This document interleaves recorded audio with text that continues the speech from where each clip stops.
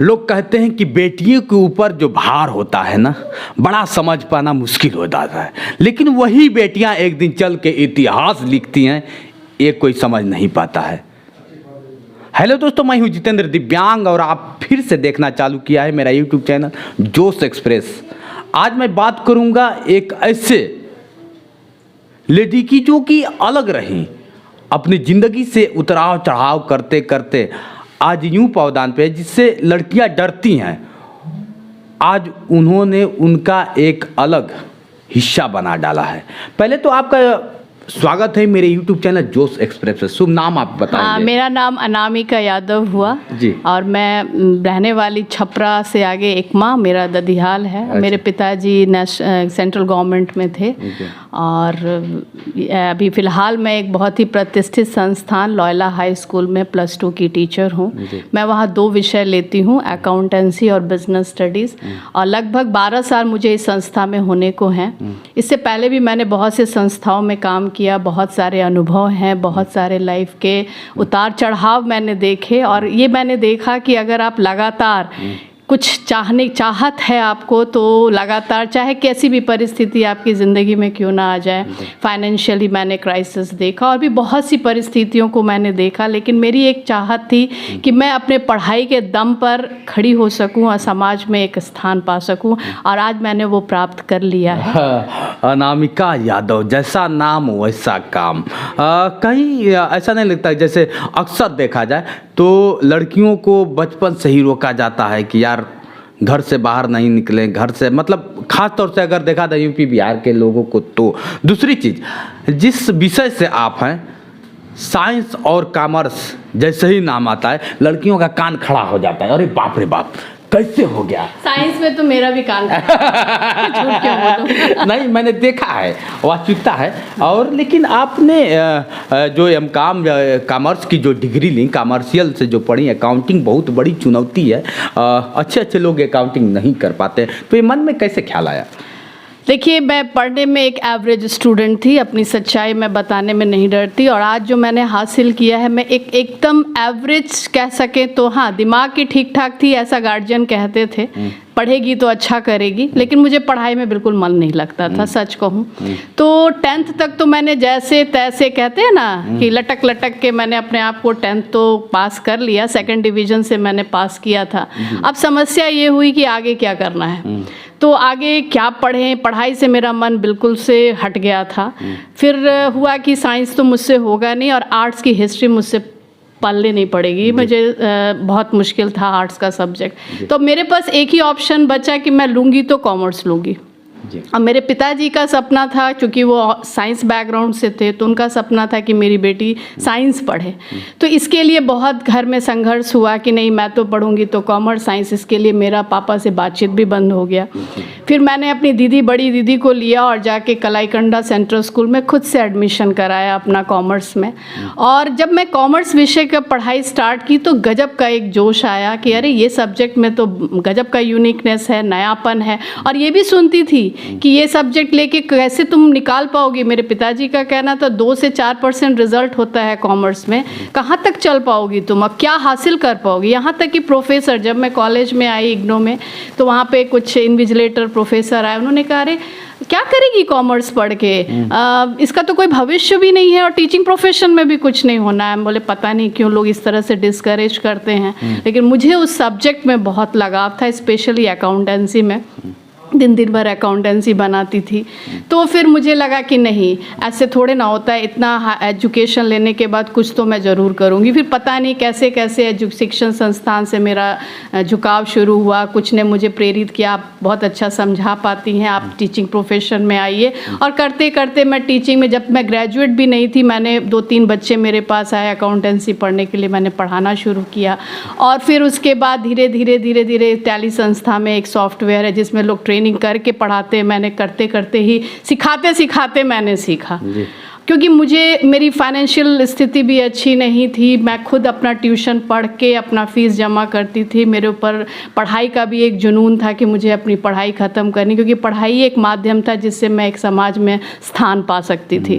क्योंकि समाज की स्थिति बहुत बुरी है, जो मैंने देखा, मैं लड़कियों को बताऊंगी जो मेरा वीडियो देख रही हैं, कि बहुत अजीब सा एनवायरनमेंट है वहाँ पे। अपने आप को सब तरह की लड़कियाँ एडजस्ट नहीं कर पाती। तो मुझे लगा नहीं, एक शिक्षा ही मेरे पास एक हथियार होगा जिससे मैं आगे बढ़ सकती हूँ और ऊंचाइयों को हासिल कर सकती हूँ। मैम एमए करके, एमकॉम करके मैं देखा हूँ, एमकॉम बीकॉम करके अक्सर लोगों का नज़र सीए के तरफ, चार्ट अकाउंटेंट के तरफ होता है, लेकिन आप टीचर के तरफ, ऐसा क्या रहा? मैंने आपको बताया कि मुझे निकलने का मौका ही नहीं मिला, क्योंकि जब मैं पढ़ाती गई तो टैली संस्था से मुझे ऑफर आया। उसके बाद फिर स्कूल्स के कुछ जॉब्स निकले, वहाँ पे ऑफर आया। तो जब मैं देखी बच्चों के बीच जब मैं गई तो मुझे एक्सप्लोर करने का इससे अच्छा प्लेटफॉर्म कहीं नज़र नहीं आया। और बच्चे जिस तरह से जो इज्जत, प्रतिष्ठा, पैसे तो आप बहुत फील्ड में कमा लेंगे, लेकिन एक चीज़ जो मैंने कमाई वो थी इज्जत और प्रतिष्ठा। जो बच्चे दिल से मुझे एक्सेप्ट किए, तब मुझे लगा कि अब मुझे करना क्या है, ज़रूरत भर कमा ही ले रही हूँ। और जो एक सेटिस्फैक्शन जो मिलता है, एक जॉब में आप 9 to 5 का जॉब करते, बस वहीं तक हैं, घर आते हैं, लेकिन यहाँ पे आप जब कुछ किसी को देते हैं और बाद में जब रिटर्न के रूप में वो बच्चा जब कभी सक्सेस होता है और आके कहता है मैम आपकी वजह से आज मैं यहाँ हूँ, या आपकी वजह से मैंने ये हासिल की या ऊंचाई तक पहुँचा, तो मुझे ये चीज़ बहुत मोटिवेट करती कि लाइफ में मैंने कुछ समाज को दिया, कुछ मेरा भी कंट्रीब्यूशन इस समाज को है। जॉब करके आप अपने लिए कमाते हैं, लेकिन यहाँ कमाने के साथ साथ मैंने ये भी पाया कि आपने समाज को कुछ दिया, एक सही शिक्षा, सही टेक्निक, और इसी के प्रयास में मैं लगी हुई हूँ।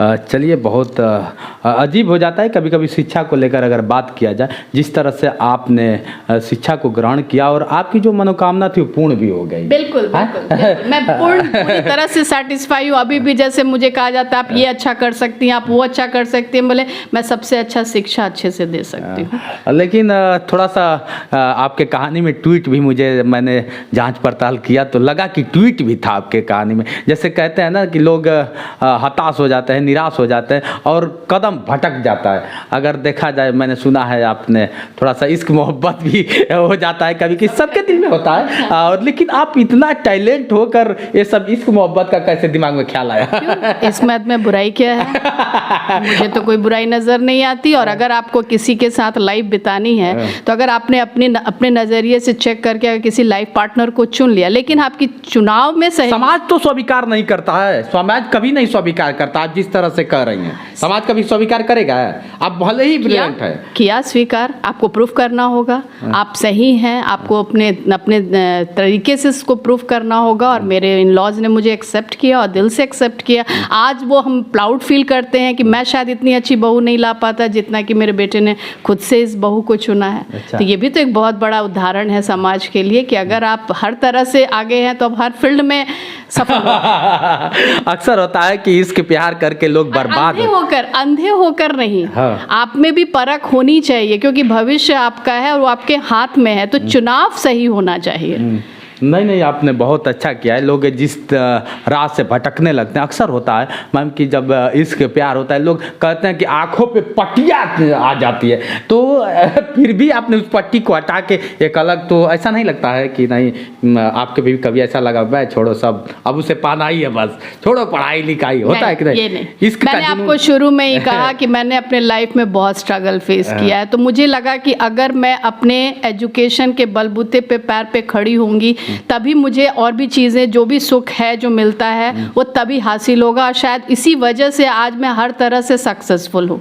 अगर मेरी मैरिज लाइफ सक्सेसफुल है तो just because of education, my earning capacity, सब चीज़ को मैं संभाल पाई, समाज में ये प्रूफ कर पाई कि मैं गलत नहीं हूँ, और मैंने अपने तरीके से लोगों को कन्विंस किया। और शायद ये एजुकेशन था जिसने मुझे हर चीज़ में सफल होने में मदद की। हमेशा अगर समाज के दृष्टिकोण से देखा जाए मैम, तो प्यार करने वालों को लोग समाज से दूर कर देते हैं, परिवार से दूर कर देते हैं, कहीं ना कहीं उनके इज्जत से इतनी बड़ी खिलवाड़ कि जैसी होगी हर लोग उसी नज़र से देखा करते हैं। अगर समाज के नज़र से देखा जाए, आप आई हैं तो लोगों को लगेगा अरे ये प्यार करके आई, ऐसे करके आई, उसके साथ भाग के आए, तो सभी लोग उसी नज़र से देखते हैं, लेकिन उसके अंदर की क्या है लोग नहीं समझ पाते। ऐसा भी होता है। हाँ, ये मैंने फेस किया कि भाई ये लड़की है तो इसने फंसा लिया होगा लड़के को, और इस तरह से मुझे भी इस तरह की बातें सुनने को मिली, क्या ये लड़की का कोई कैरेक्टर नहीं है, या इस तरह की बहुत से लांछन लगे, लेकिन मुझे इसकी परवाह नहीं थी। मैं दुर्गा माँ की भक्त हूँ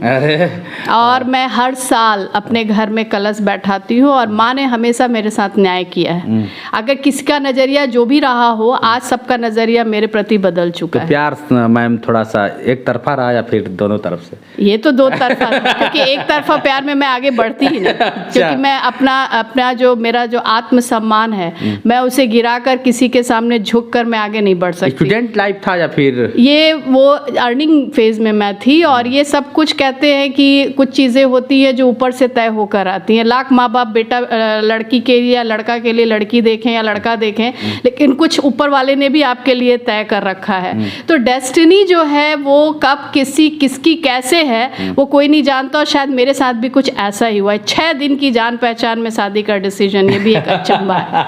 6 दिन में आपने शादी कर लिया? या नहीं, लेकिन डिसीजन हो गया। ये शायद ऊपर वाले की प्लानिंग थी, क्योंकि मेरी शादी की ऑलरेडी बात घर में चल रही थी, और मैं मेंटली प्रिपेयर्ड थी कि मैं अपने मम्मी पापा के पसंद से ही शादी करूंगी, क्योंकि लव मैरिज में मुझे भी यकीन नहीं था। तो फिर कैसे फिर ये कैसे हुआ, क्यों हुआ, सिचुएशन ऐसे बने, बहुत सी लंबी कहानी, और ये 10 मिनट के वीडियो में कैद होने वाली नहीं। चलिए ठीक है, शॉर्ट ही हम लेंगे। मैम ने जो भी किया बहुत अच्छा किया, लेकिन आज के समाज को मैम, आप जैसे लड़कियां हैं मतलब आज भी, लेकिन आज इतनी समाज में गंदा हो गया, जिसे लोग प्यार तो कहते हैं, प्यार कितना प्यारा शब्द है, ऐसे लोग कहते हैं, लेकिन उसी प्यार को लोग हवस में कन्वर्ट कर दिए हैं। सिर्फ हवस, प्यार नहीं। तो ये तो नज़रिया है ना, हर तरह के लोग समाज में हैं, अच्छे भी हैं, अच्छाई भी है, बुराई है, तभी समाज चल रहा है। तो आप जिस एंगल से बात कर रहे हो बुराई वाला एस्पेक्ट है, लेकिन अच्छाई भी तो है। लोगों ने मुझे एक्सेप्ट भी तो किया, समाज ने मुझे इज्जत भी तो दी। आज मैं इसी समाज में रह रही हूँ, तो मैं इस समाज की बुराई कैसे कर सकती हूँ? तो मुझे ये जो शब्द आपने इस्तेमाल किया, ये हो सकता है कि एक सोसाइटी में इस तरह के शब्दों का इस्तेमाल होता हो, लेकिन मैं जिस सोसाइटी से बिलोंग करती हूँ, अगर आप सक्सेसफुल हैं तो आपकी हर एक अच्छाई बुराई को समाज एक्सेप्ट करता है। आज के समाज में लड़कियां बहुत काफ़ी बहकावे में आ जा रही हैं, भटक जा रही हैं। मैम उनके लिए क्या संदेश देना चाहिए? इनके लिए मैं ये कहूँगी, एक तरफ मैंने एक एस्पेक्ट को आपको सामने डिस्क्लोज़ किया, मुझे सही लाइफ पार्टनर मिला जिसने मुझे गुमराह नहीं किया, मुझे एक्सेप्ट किया, एक इज्जत की ज़िंदगी दी, लेकिन ऐसा सबके साथ नहीं होता। ऐसी बहुत सी ट्रेजेडियाँ मैंने देखी हैं जो एक अंधविश्वास होकर या जो भी विश्वास करके सब कुछ छोड़ कर आती है और उसको फिर धोखा मिलता है। तो मैंने यही कहा कि पहले तो आप अपने पैर पे खड़े होइए, अपने को इतना स्ट्रांग बनाइए कि आपको रिजेक्शन नहीं सिर्फ एक्सेप्टेंस मिले। तो इसके लिए आपको पहले अपने आप को प्रूफ करना होगा। शायद मैं भी रिजेक्ट हो सकती थी, लेकिन मैंने अपने आप को इतना स्ट्रांग बनाया था मेंटली, फिजिकली, फाइनेंशियली कि आपको कोई रिजेक्ट कर ही नहीं सकता। फिर धोखा, अगर आप एक सही तरीके से आगे बढ़ रहे हैं तो धोखा क्या, आपको भी परख होनी चाहिए कि जिसको आपने सेलेक्ट किया है वो सही लाइफ पार्टनर है या नहीं, कहाँ तक वो आपका साथ देगा। इतना तो ये तो अब फिर कुछ किस्मत भी होता है, कुछ डेस्टिनी भी होती। धोखा तो अरेंज मैरिज में भी मिलता है। सही कहा मैम। अब ये मत समझिएगा कि बचपन वाला प्यार है, आजकल बड़ा प्रसिद्ध है। मैम का कुछ ऐसा प्यार था कि उन्होंने कुछ पा के, लोग कहते हैं ना कि तूने पा कर खो दिया, लेकिन इन्होंने खो के पा लिया है। तो ये बहुत अच्छी लगा, और आज की स्टोरी भी बहुत मुझे लास्ट सवाल करना चाहूँगा सर मैम कि आप आज हमारे जैसे यूट्यूब चैनल आपको लाखों लोग देखते होंगे, आप एक अलग पहचान भी हैं, तो कैसा लग रहा है मेरे यूट्यूब चैनल जोश एक्सप्रेस पे आके? मैं तो आपसे बहुत मोटिवेटेड हूँ। मैं तो सरप्राइज्ड हूँ कि आपने मतलब कैसे कहते हैं कि आदमी लाचार हो जाता है, पैर नहीं है, हाथ नहीं है, मुझे ये कमी है, मुझे वो कमी है, दुनिया भर की कंप्लेन करते हैं।